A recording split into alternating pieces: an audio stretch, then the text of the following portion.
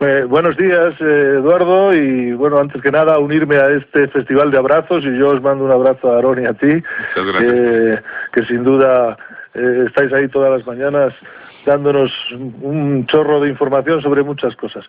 Fíjate que muchas veces oigo hablar de la necesidad en esta vida de tener mucha fuerza de voluntad para hacer las cosas, algunas cosas que hay que hacer.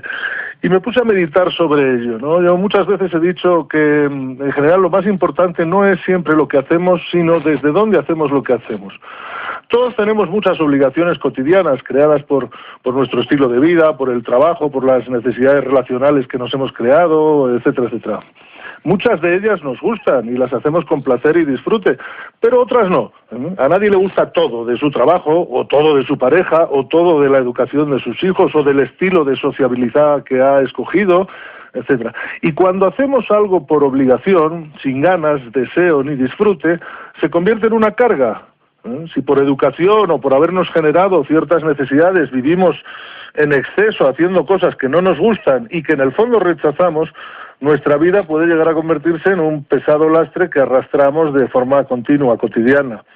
Muchas personas, por ejemplo, fueron educadas en un saludable sentido de la responsabilidad, del deber, que ayuda a hacerse cargo de lo que es necesario hacer en esta vida, nos guste o no. Pero cuando esta cualidad se exacerba, se exagera, llega un momento en que todo lo que hacemos, lo hacemos desde ese lugar, desde el deber, y la vida empieza a dejar de ser divertida, empezamos a dejar de gozar. Muchas personas viven demasiado en el deber, en el tener que, haciendo cosas que en el fondo no quieren hacer. Para eso sí que necesitamos mucha fuerza de voluntad, que nos permite sobrevivir, pero no nos va a ayudar a vivir bien, ¿no? Nos desgasta. Y necesitamos esa fuerza interior porque hay otra fuerza en sentido contrario que en realidad no quiere hacer eso. Es una cuestión de pura física. Esa fuerza de voluntad necesariamente tiene que ser más fuerte que la fuerza que se resiste a hacerlo, o prefiere postergarlo o dejarlo para más tarde. Si no es más fuerte, la fuerza interior que no lo quiere hacer va a ganar, va a vencer, y dejaremos de hacer eso que tenemos que hacer.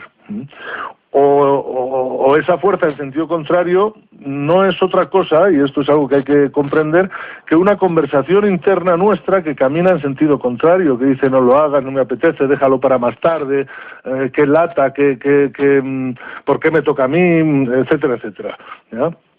Confronta el deber con el querer, y estamos permitiendo nosotros, e incluso fomentando esa lucha interior que solo nos va a desgastar, que nos va a dejar debilitados y peor predispuestos a hacer eso que sin duda tenemos que hacer, ¿ya? La semana pasada hablaba de los principios básicos de vivir muy en el centro y de ser seres poderosos, y recuerdo que el primero era precisamente el principio de aceptación de la realidad. Hay cosas que efectivamente todos tenemos que hacer, pero cuando es así, si logramos aceptarlo, no resistirnos a ello, además de tener que hacerlas, aceptamos hacerlas, decidimos conscientemente hacerlas, querer hacerlas, y entonces esas mismas cosas se van a alivianar y se hacen más llevaderas inmediatamente.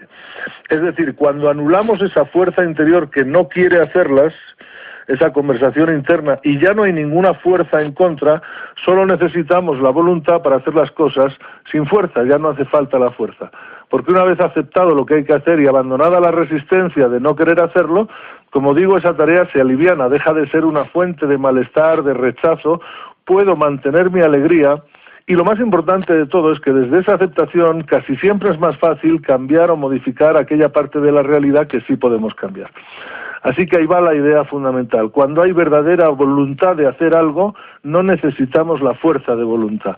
La sola voluntad es poderosa por sí misma.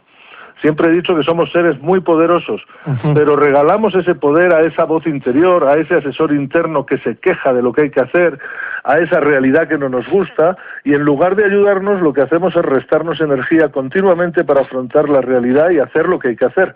Ya lo hacemos más débilmente. Y al final, como no puede ser de otra manera, nos toca hacer eso, lo que teníamos que hacer, pero ya desde esa debilidad, desde esa rabia, y eso nos frustra, nos agota, nos genera rencor con la vida a veces y con nuestras circunstancias de vida. Como comentaba la semana pasada, vivir aceptando la realidad implica no desgastarse en el hubiera, que nos ancla en renegar de un pasado que no nos gusta, ni en el debería, que nos ancla en pedir al futuro que sea como yo quiero que sea. Ambas nos hacen percibir el presente desde el rechazo, la negación y la frustración. Quizás una metáfora excelente desde el punto de vista físico sería el tai chi, que es una técnica que no se confronta con lo que se encuentra, sino que aprovecha siempre la energía del atacante o de la vida en su propio beneficio sin perder nunca su centro. Vivir siempre en el deber y no en el gozo no nos va a hacer felices, aunque logremos aquello que nos proponemos. Cuando queremos hacer las cosas, el esfuerzo es solo físico, pero no es mental ni emocional y por lo tanto podemos gozarlo, como nos cansamos jugando al tenis, haciendo deporte, etcétera, etcétera. En la vida, cuando nacemos, a todos nos reparten cartas para jugar con ella. Y no es la mejor actitud para sacar el mayor rendimiento al juego con esas cartas, pasarse la vida renegando las cartas que nos tocaron en suerte. Por eso, y concluyendo una vez más, recuerdo que solo podemos cambiar la vida a partir de aceptarla, la realidad a partir de aceptarla. Así es, Rafael. Así que ahí van mis preguntas. ¿Cuánta energía gasto en quejarme de lo que de todas formas tengo que hacer? ¿Me doy cuenta de que la mayor parte de mis obligaciones me las he creado yo libremente? ¿Cuánto permiso le doy a lo que tengo que hacer pero no quiero para que me cambie el humor, para que me instalen la rabia, el enojo o la frustración? Y por supuesto, para ponernos en la acción, que es lo que nos transforma, ¿qué puedo y quiero hacer para cambiar esta situación? Ahí va mi cápsula del día de hoy.